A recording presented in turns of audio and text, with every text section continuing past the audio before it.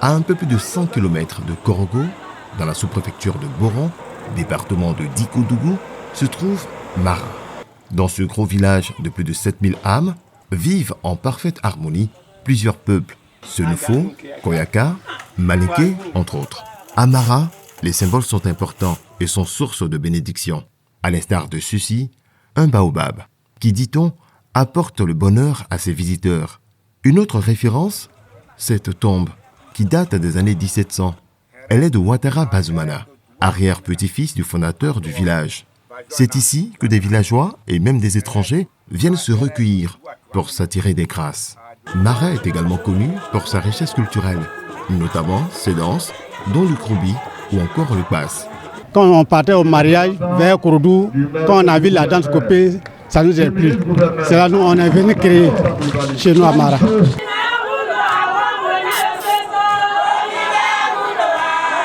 Tout comme la danse, l'univers culinaire de ce village, dans le Poro, est tout aussi varié.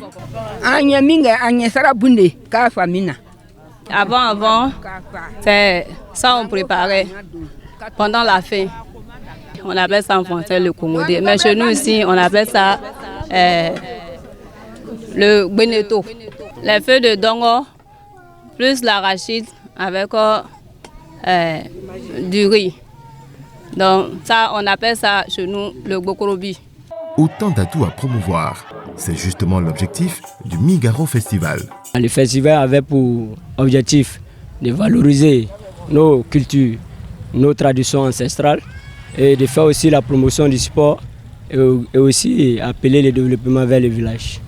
3 jours de réjouissance et de rapprochement des peuples appréciés par les festivaliers. Ce qui m'a marqué, c'est surtout la danse Woloso de nos mamans, qui a bercé mon temps d'enfance, parce que moi, ma maman aussi faisait partie de ces jeux-là. A commencer par la danse copée, passant par le sofa, et par le balafon et les masques qu'on appelle communément ici Koné. Et vraiment tout m'a marqué parce que moi, personnellement, ça me manquait. Un retour aux sources pour les jeunes, une satisfaction pour l'autorité locale. Une population qui n'a pas de culture, c'est une population qui est comme si elle n'a jamais existé.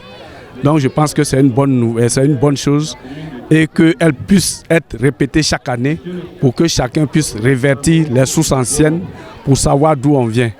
Sachez que Boran abrite la première mosquée, une mosquée précoloniale qui a été construite au XVIe siècle. Et ces jeunes gens ont bien pensé, en voulant faire ressortir tout ce qui caractérise ce patrimoine-là, et ils sont à féliciter. Le Migaro Festival de Mara intervient juste après la célébration de l'Aïd el-Fitr, un moment de réjouissance pour consolider l'union sacrée entre les filles et les fils de la localité.